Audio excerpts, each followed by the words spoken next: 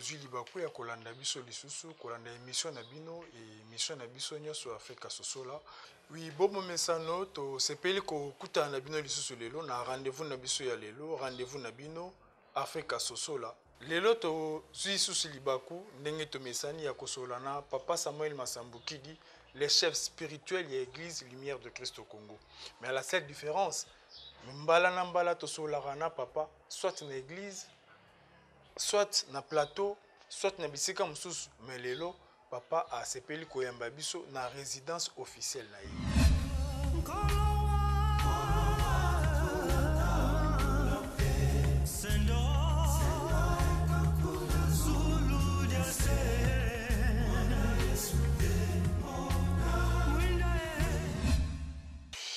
Merci na ba téléspectateurs na biso ndenge bomoni to yambami epa ya chef spirituel de l'église Lumière de Christ au Congo. To pesi susu bonjour papa. Bonjour. Oui, to sepeli mingi ndengo disposer les sous temps na yo pona koyamba biso pe ko solola na ba téléspectateurs, mais lelo spécifiquement to ko sola sur les églises des noirs. Est-ce que e bani ndenge nini Église Lumière de Christ au Congo, ezali moko ya ba Église des Noirs toté. Différence ya Église Lumière de Christ ezanini. Mais pendant aucun lisusu na masolo mulaité, mais est-ce que papa tukoki koyeba soki Église oyo ba Église des Noirs, est-ce que ezali? Bon, na koyoka terme ndenge obimiseli yango Église de Noirs. Ozoka mo Église nano bimeli boso. Na sima mo noir ebimi. Ngana ko sepela po to sunga baneko balandi. To bana ba ko expliquer bango. To définir mo église, to définir mo noir et l'inkolbani. Église ezali na français. Na bayi français na ba mindele, monoko ba mindele. Et outi na o to bengi langue grecque. Bolobi ecclesia. Ezali nini? Ezali kolobali sanga ya bato basangani na lieu moko boye na ntina na kokumisa Yesu Kristu. Na ntina kokumisa Mahomet te, Bouddha te, Allah te, na ndenge ba religion mosusu te, mais spécifiquement Jésus-Christ. Des termes wana église ezali attribué na communauté chrétienne tout d'abord. Ndo moni bandeko mosusu balinga ko utiliser terme mouvement. Ba musulman balobaka bazana l'église te bazana mosquée. Bandeko ba juif bazana synagogue bakotaka. Bisika batu bakutanaka lisanga ya batu bakoyangana ensemble ya batu basangani nesika moko songolo bango pona bango eza mosquée, ba monsieur ezali synagogue, ba monsieur ezali ba mouvement na bango ka ba créer na ba lieu moko précis bakutanaka. Mais bayambi Yesu Kristu bisika bakutanaka lisanga ya bango babengi yango église olikolo baete corps du Christ. C'est-à-dire lisanga ya bana balandi Yesu Kristu basali nzoto ya Yesu Kristu. Noir ezali kombo ya couleur. To botami biso na mokili naturellement parlant, to kuti ba couleur eza na mokili. Pembe, moindo, motane, ngola, ba couleur eza belé na lingala to na français. Mais soki balobi église de noir. C'est-à-dire ce qui te vandi ko limbola ngo pété. Il ngolo tout simplement lisanga ya bato bandimeli Yesu Kristu ya bato mwindo. C'est-à-dire lisanga ya ba africain o bandimeli Yesu Kristu. Yango nde tokoki koloba église des noirs. Mais ce qui to yeba lisanga yango wana oyo lelo tokobenga église des noirs to lisanga ya bayindo o basangani pona kosambela Yesu Kristu. Loko ezali to ezali to yebike loposo wana ezali kosangana pona lingomba ezali. Mais est-ce que ça na période précise o yango ebandaki to eze loko yo mouvement oyo etikali ko exister te? En fait, eloko eza lelo eza nini moto mwindo biso ba Afrika to koka ko s'expliquer te. Tango ozo vivre na mokili, tango ozo ko raconter likambo na moninga, faut kende enquête ya raison. Il faut luka ozala rationnel na ba propos na yo. C'est-à-dire likambo ko lobana baninga batu ba comprendre ba lobaka likambo ngo ezali bongo. Soki tozo tenir ba propos moko oyo eza un tout petit peu contradictoire, ou bien tenir te to convaincre bato te ezalaka difficile na bato bapesa yo seconde chance ya koyoka yo bénéfice à doute. Église dite noire en réalité existaka nango te. Oyo Congolais babenga église de noir, eza ba église de noir te. Église de noir eza nini? Catholique, protestant, islam, kimbangiste, masambukidiste, orthodoxe, réveil, oyo eza en Afrique. Yango na église na biso ya noir. Pesa biso eza en Afrique, biso eza ba noir tozalaka, c'est nos églises. Mais oyo bomonaka ndeti bato balobelaka makambo etali panafricanisme. To bato balobaka baboyaka Yesu Kristo lokola Nzambe. To bato baacceptaka ba religion uti libanda te. Wana eza ba mouvement. Eza ba plateforme moko ya bato basangani. Bien sûr, bazo ko utiliser kombo ya Nzambe. Babengi yango pe religion, po baza pe na ba dogme na bango pe ba pratique na bango. Mais baboyi ko se référer na Christ. Déjà lorsque boboyi ko se référer na Jésus, boboyi ko ndimaye, communauté na bino to ko benga ngo sous église té. Comment to ko lo ba que ba église papa tanga lobi ba église catholique, ba église protestante to ko tanga yango parmi ba église des noirs.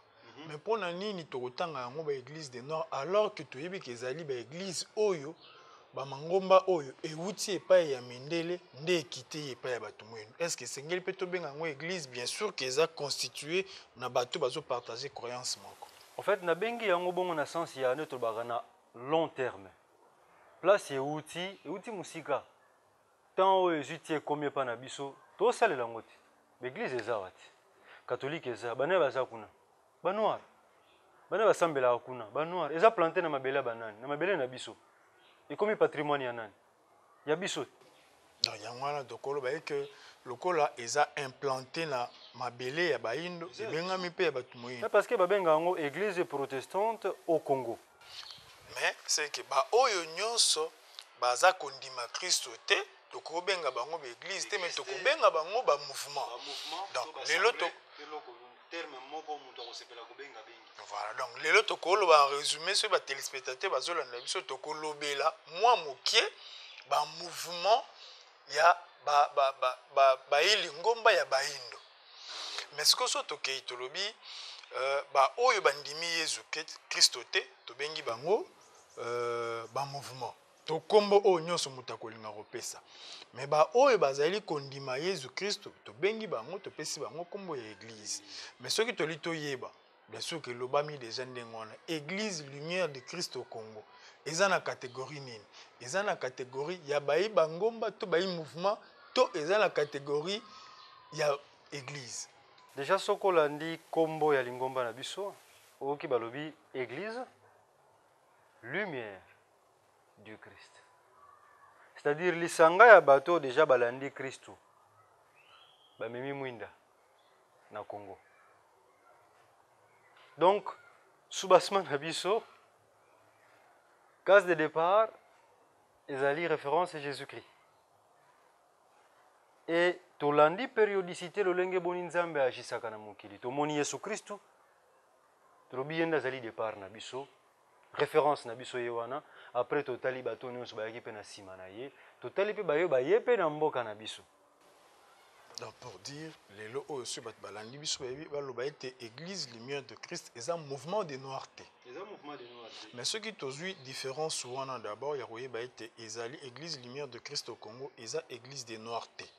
Différence ezali que bakambami ya papa Samuel Masambokidi bazali kondima Yesu Christ. Alors que le mouvement du noir baza kondima Yesu Christ. Mais à part différence, est-ce que la ressemblance est causale entre église lumière de Christ au Congo et le mouvement où ils ont kondima Yesu Christ? Bon, point similaire ezangaka te na makambo nyonso. Nakoki kopesa exemple soko okei na bandeko ba religion mosusu bayebi mpe Jésus Christ te. Mais so otali ba pratique na bango na biso batondima Jésus Christ ekokani. So que même na mikila poto omona ba prêtre catholique balata ba soutane. Mais na ba congrégation mosusu bandima na bango Jésus te balata pe ba soutane. Ba prêchera pe parole nzambe na manière na bango na façon na bango ya monde la makambo. Donc ba point ya ressemblance ekoki kozala certes. mais eloko kozala mutuya ezali croyance oyo bino boza nango envers telle personne. Est-ce que bozokutana bino nyonso na bato wana nyonso to bato mosusu bolongoli bato mosusu botiki? Ndakisa bandeko bengi ba mouvement oyo ezali ba communauté oyo biso bandeko na biso bazo tenir mingi rigueur na komba Simon Kimbangu balobi bango bandima Jésus Christ, Jésus azali biso te. Ozomona déjà particularité na bango yango wana. Bango balobi biso to préféré lokola mundela aza oyo azali asalaki biso mabe oyo asalaki toboyi makambo ya Yesu awa na Congo biso Fumu Kimbangu kaka. Ozomona particularité na bango yango wana. Biso pe particularité na biso ezali biso tolobi te Yesu wana bino bozoboya so toke quelque part so bosali enquête bolandeli source bo comprendre kazala mutu mwindu aza ndeko na bino. Siko so bozoboya Yesu po bolo bake sous prétexte kaza mundele bo monte ke bino ne boyebi histoire te. Azalaka noir. So ki azalaka noir, pourquoi to boye ka? C'est pas ndeko na biso. Tondi makini mbangu po aza noir. Bon Yesu tondi mete po ani. Aza mundele te, aza mundele ta zaki noir. Biso na église lumière siko to bino to longa na makambo noir ou blanc. Totali œuvre. Totali d'abord œuvre. Moto ayaki apesi kimia. Asekwisi batu. Apesi message ya kimia boboto na mitema ya batu. Lele bongoli batu mitema. Kombo na yepe bikisi batu, ezobikisa pe batu. Nde tolandi.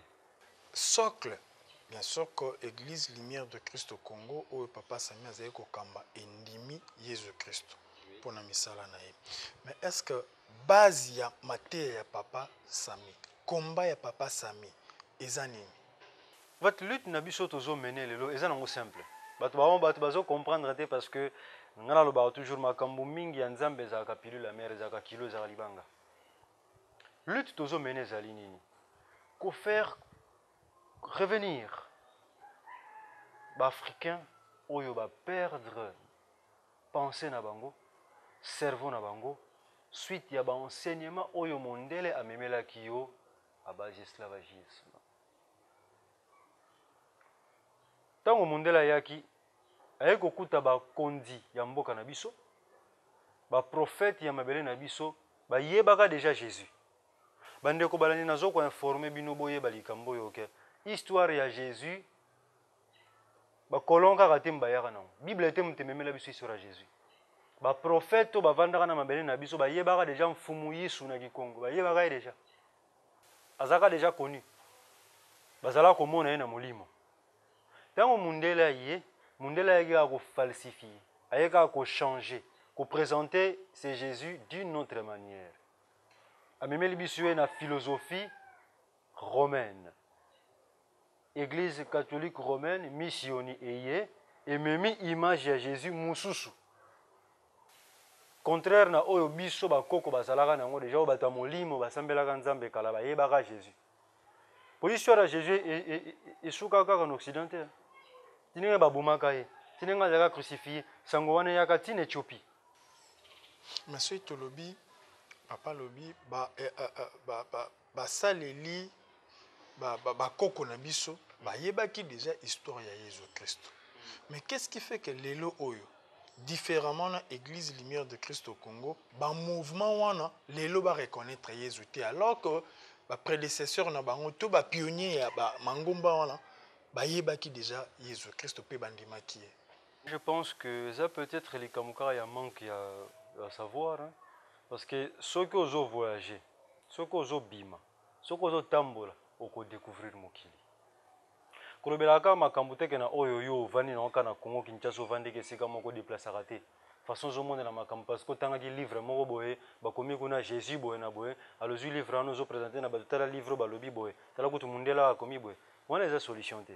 Moi je pense qu'il faut qu'on bima tout d'abord yomoko okei auprès ya batuana na source tanga kota ba classe yekola ba enseignement na bango et ko sala ouverture d'esprit au moni culture na bango oyoka makambo mingi muso en Afrique baloba na biso te o makambo pe na Bible ba komate mais na ba histoire na bango mboka na bango ko ekuta ba lobelango. Donc place et ko faire comprendre yo que makambo musu tozo lobela lelo eza na ngo bongo te peut-être pe ba mensonge pe za na kati. Mais ce tokoti na kati ya lisolo yango wana Église Lumière de Christ au Congo endimeli Yesu, mais ba mouvement endimeli Yesu Christ te. Mais Église Lumière de Christ au Congo eza kobunda pona kozongisa ba valeur ancestrale. Est-ce qu'ils allaient même combattre Église Lumière de Christ au Congo? Ils ont mené à côté tout avec ces mouvements-là. Différence, c'est ça peut-être à un niveau, il y a façon de faire les choses. Biso, to fingi mindele te, to kotisi racisme te, antisémitisme ezate, fascisme ezate, discrimination ezate.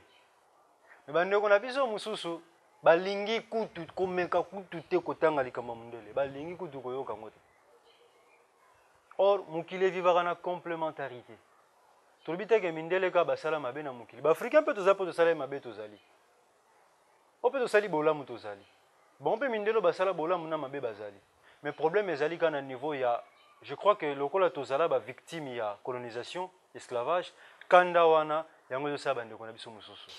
Alors, est-ce que bango bazali na logique ya ba pionnier ya ba mouvement des noirs te oyo banda déjà colonisateur ayaki ba bande ko bundise parce que surtout tali mingi ba pionnier ya ba église to ya ba mouvement oyo masanga oyo tozobenga lelo ba pionnier ba mouvement ba banda qui déjà ko combattre colonisateur banda kala mais lelo oyo pe na kati ya musala ozo sala ya éveil ya conscience donc quelque part combat ya l'homme noir ezali que déviation ezali tout ezate soit de la part de l'église Lumière de Christ au Congo oyo atiki lutte ya combat ya ba colonisateur to ba mouvement de noirs nde ba dévier lutte contre l'impérialisme. Non mais biso toko changer le côté. Moi je pense que Simon Kimbangu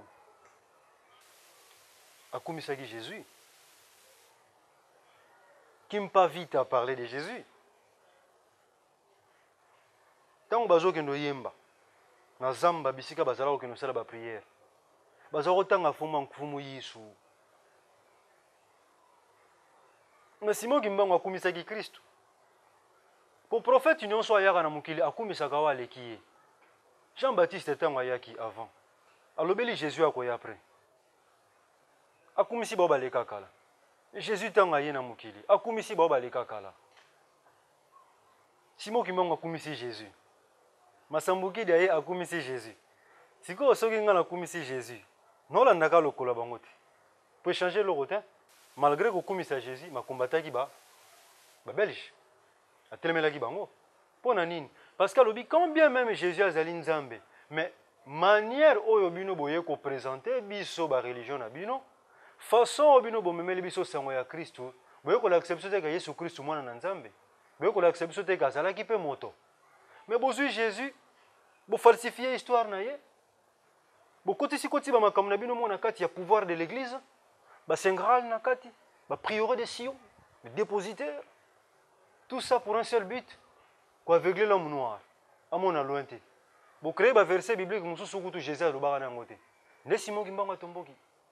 Mais quand tomboka, il y a des pionniers, il y a des mouvements autres, des mouvements des noirs. Est-ce que ça la manenge et ça la makindenge ça malelo parce que les autres ont certains mouvements, ils ont même na milice, ils ont même na fief. Moi na tout na tizali. Mais na koko tout na yango po ba téléspectateurs ba yeba. Est-ce que Église Lumière de Christ au Congo azape na oyaye milice, azape na oyaye fief, oyaye bike oyezali mabeli na ngai soki ezali eza wapi? Moi je pense que tango bandeko mingi tozo potana likambo ya Yesu to Yesu te. Mutu na teaki dimanche passé na lobby. Chaque doctrine, chaque peuple a sa particularité na ye. Biso richesse muneno biso toza nango tezo tokobetela toloke eza ya biso. Eza déjà le fait akoyamba papa Samuel lokola Saint-Esprit mobikisi na biso en Afrique. Toyamba papa Masambuki na makambo ya sali na ndenga botama na œuvre na sur terre. Eza déjà richesse pour na biso wana eza ya biso. Histoire n'est tellement riche, na lobara même na ba média to ko expliquer on a batute. Et on invite à rabattre sur l'ingwe ba plus sur Masambuki. Appelle-nous. Joa rendez-vous yaka oyoki. Ba robetelo li solo na yo ko mona ba vidéo ko mona ba photo mona makamnyo soza na ngo besoin.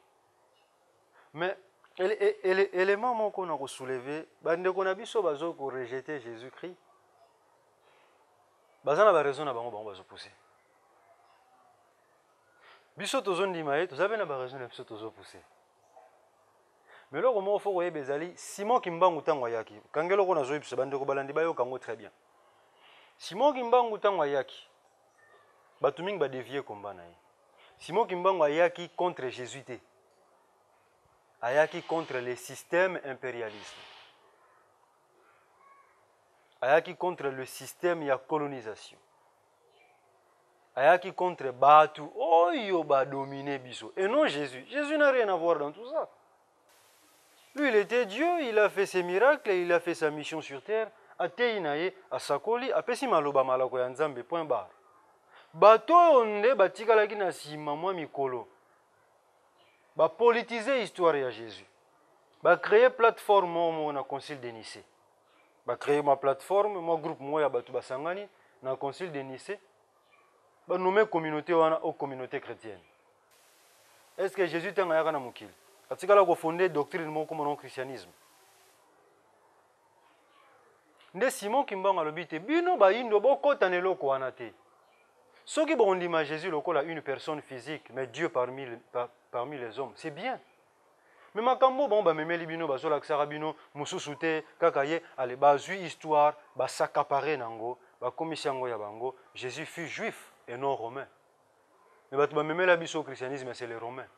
Mais ceux qui te coopèrent, ça peut bandimi ya ba mouvement na raison ba oyo na kanda makasi bazana yango pona komona ndenge ba falsifier histoire ba sali ba ministre na bango ba komi même ko combattre pe ko boma ba oyo bazali na poso pembe oyo ba ye ko fana na mboka na biso to kopesa bango raison te pona kanda wana ya koyoka ete ba falsifier ki histoire ya Jésus Christ Ko boma muninga pwani. Pour ça, il faut gagner ni changer ni l'autre. Mais dans le cadre de la lutte, il y a continuité, il y a impérialisme. Moi, je pense que tu deviens lutte à Simon Kimbangu. Tu deviens lutte à Papa Massambuki. Tu deviens lutte à Kimpa Vitate. Bango bayaki ko combattre le système. Oyo moto moko ayaki ko dominer biso. Ba konzi ya mikili wana. Et pour réussir ko dominer biso, ba utiliser kombo ya Jésus. Mais en réalité, Jésus est innocent. Préoccupation sous ces alliés et cause à la bouillie.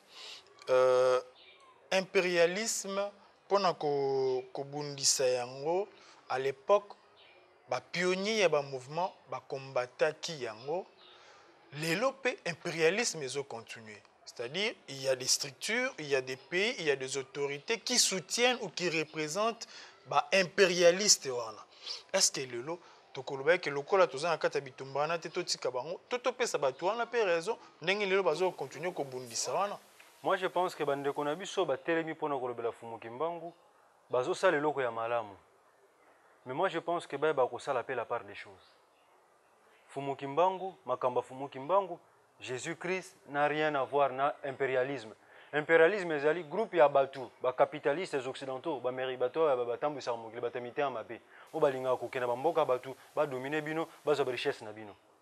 Mais et parmi éléments oyo ba utiliser pour na ko dominer biso ba ki na religion ba profiter derrière na combat Jésus ba créer ba makambo. Siko biso nous ne sommes pas là seulement pour dire aux gens Yesu te Yesu aza biso te Yesu aza mindele ezali kambo Yesu te ezali kambo système. Et ça, le Lumumba et le lumumbisme. Lumumba cause la loba qui Y. Mais Moutumusa a joué Y wana, a commission yaye, a balo leon ba W, ba X, ba P, ba M, ba N, a changé ma camp. Biso toko telemela, changement ou ya sali. Toko bisa mutuana e o, Lumumba loba X. Ndeni yo memeli biso ba Y, ba W. Monte que zo détruire biso. Tout se limiter dans Lumumba loba qui. Donc je pense que là, Bissoba Congolais, Bissoba Africain en général, pour lutter contre l'impérialisme, il faut tout simplement to longwana occidentalisation, to mikotisa biso moko. So landi makamno lo ba bien. On comprend que na finga mutu te. Jamais na luka ko réduire mutu. Na luka toujours dans bato ba landanga ba comprendre c'est quoi le message. une personne physique nommée Jésus, a un problème. Le problème est ali batu oyo baye après. Cette façon de nous présenter ce Jésus-là, avec des documents, des photos, pour aveugler biso, pour faire comprendre biso ba makambu, pour bango ba s'enrichir. Biso to lesto sambelaka, to kendaka na l'église chaque dimanche, bango bazo liambongo na biso, ba sa nango makambu bango balingi. C'est ça qu'on doit combattre. Alors, s'il faut tout un chef spirituel pour l'église Lumière de Christ au Congo, le vrai combat, c'est quoi? La paix, c'est quoi? Parce que les autres, pour venger. Le vrai combat, ils ont nini, pe kimia ils ont nini, pour papa Sami, pe pour na bandimi eliseko. Moi, je pense que bato bazo telema peut-être va se venger. Baza na liberté à kosala bon balingi. Mais na cadre ya bonzambe, nzambe tata mokeli, kimia le kinyos. Problème na biso zaka likambo ya kobeta nde sete na bakonzi na biso ya mboka. Ba changer système politique et administratif ya mboka. Nde ba diriger les biso wana eza bien te. Parce que tout le temps bazo se référer à l'impérialiste wana. Il faut kotika ko se référer na bango. Bata non réalité mboka. Parce que bandeko na biso bazo silika bazo boma pona nini mutu aza na pasi. Tanga moni yo le lipa, ye na pasi azo zanga lipa. Mais bino bale bovana ndako moko. Yo liaka lipa, yo lingaka te ya lipa. Aosani na otomboka te. Mais papa interpelle les autorités mbula na mbula sans ans mais changement zoya te za loko apé papa pazo kondima batango ya politique bazo changer te. Te za kondima bango te poso na lobi papa so lobi ke papa zo ndima changement zoya te papa zo ndima. Boso na tini batani bo bunda kas bo sala violence bo beta batu. Montere to perdre sous batu. Oto ba kufa te. Nani aza pour makile tanga azate or toko luka ba voisin moyen ba dialogue ma solo to vanda to s'expliquaka koyeba koyoka muninga et puis ko instaurer système d'enseignement na bana bazana école primaire parce que mentalité na biso ba mwindu ezo bebe la partir école primaire ba enseignement to zone école primaire muté détruire biso il a fallu à partir école mwana za mukie ayeba déjà partage mwana yeba déjà ko kabola moi na beau travailler cerveau na ye na ba bêtise te na ba musique ezanga tina te na sexualité te moi na ye ko la mboka na ezali mabele ezali nini nzete ezali nini mai ezali nini mopepe ezali nini qu'est-ce qu'il faut faire pour nzete bima moi na ye ba makambo wana akola na yango bola kisaye ba prophète noir moi na ye histoire ba koko na ye ebike na mboka na biso nzinga nkuvu ayaka ebike na mboka na biso nkoko mbanza ngungu azalaka koko mbujimai koko kananga azalaka mwana yebi yango mais so bozola kisaye Gilbert de Gaulle Charles de Gaulle mwana osana ngoni mais papa pa ko komeka ko sala politique pona ko luka ko kotisa eloko wana malamu na moto ya bato so na sali politique eza lokwa na dévier mission na ngai ngande na zoloba po ba ya politique ba yoka biso to sengita ba pesa ka biso responsabilité wana neti noki bandeko musu ba senga ba pesa bango responsabilité ya makambo soki le ndenge lekaki na 5 ba 5 akoki yango te alebo pesa bango ba te ba pesa ngo mutu te banganga nzambe tozana te pona kokenda kozwaka ba problème bato ya politique koma ya biso non biso to kopesa bango tolipo toza ba tata na bango c'est que biso faut encadrer bango spirituellement biso muto koyebisa bango nini esengeli basala o nini nzambe apesi biso ya molimo soki bayoki biso malamu soki bayoki biso te malamu mais kosala masuko lelo ngini parce que ba église o bat bazali ko benga lelo à tort ou à raison ya mindele esanganye esika moko te kabwani moto na lolenge na yango ba mouvement pe oto ebi keza ko défendre poso noir poso moindo na ndenge moko to na ndenge mususu bango pe ole basangana pona cause moko bazana yango bakabwani pe mais kosuka ndenge ni je pense que toti kanzambe akokisela biso mokano na ye au moment opportun chaque peuple subissaka chute et puis élévation nango lelo to souffrir mais malobo ezobima na minoko na biso bato ya nzambe eza malobo ezokende kokangola pe kosikola bato ntango nazoloba kongola azoyoka te lelo ayoki yo lobi kuna ayoki yo si petit à petit acomprendre so tonomema violence tokomema agressivité tolongoli kimia to réussir te to bando bunda yo kanti impérialisme na pa ofanda otalo ndongo zobundise te So yo agressivité, il pas agressivité. Parce qu'il y a un objectif na. Problème na biso ezali bangote. Impérialiste na tout ça bon mopanzi. Pose bango da to repérer bango to moni bango. Problème ezali biso na biso ba yindo. Est-ce que tozo ko se comprendre? Pourquoi est-ce que so moninga no moyindo a tenir discours moko yo folo baka mabe? Ozo critiquer kana nenga mabe. Pourtant likambo moninga zoloba soko vandi réfléchir obi. À cause on a raison. Bon, on a pas si raison en 100% te, mais makambo papa c'est moi la zoloba. Eza bongo. Mais ba zone d'ombre ça faut expliquer bien. Mais yo bando vandaki, antichrist, ba pasteur ba jeune, ozo baby énergie no pamba. Moi je dis ce que je pense. Et ba congolais tant bazo yoka, mi balemi ça tu bazo comprendre. Ba otea bana bango. Bana ona ba otea ba camarades na bango et le message passe. Tout y attend, Dieu fera de grandes choses. Oui, merci beaucoup. Mingi to mesani ko aussi cette émission to papa mesanara mingi ko aussi cette émission na moi message ya paix. Bien que c'est bimi déjà tout y attend, mais na habité ce papa na moi liloba ya suka ya kubakisa par rapport à sujet mais aussi par rapport à la situation actuelle où tozo traverser. Ngai na senga nanga kimia. Parce que la situation actuelle ya mboka papa masamboki disa loba yango ale ayebisa biso ndenge o banana ndenge pe aussi là. J'observe. Mais na sengi kaka kimia. Bakonzi bolanda biso bosa makambo nyonso na kimia. Kuswana te, kubunda te, koyima te, matate zalate, bokene ngo na kimia. Bino boza bino bato. Plan ya Nzambe pe ezali. Je crois que moketo mingi on a ko loba yango. Merci beaucoup papa Sami na temps au Biso. D'abord, puis na koyamba biso na résidence na yo, mais aussi te remercier ba téléspectateurs nyonso oyo balandi biso et je peux résumer pour dire de comprendre que Église Lumière de Christ au Congo ezali Église des Noirs te. Église Lumière de Christ au Congo prône la paix. Ceux qui mutuna ezali, ceux qui incompréhension ezali, numéro ezali wana. Question nyonso ya kotuna et ya ne kopesa mana.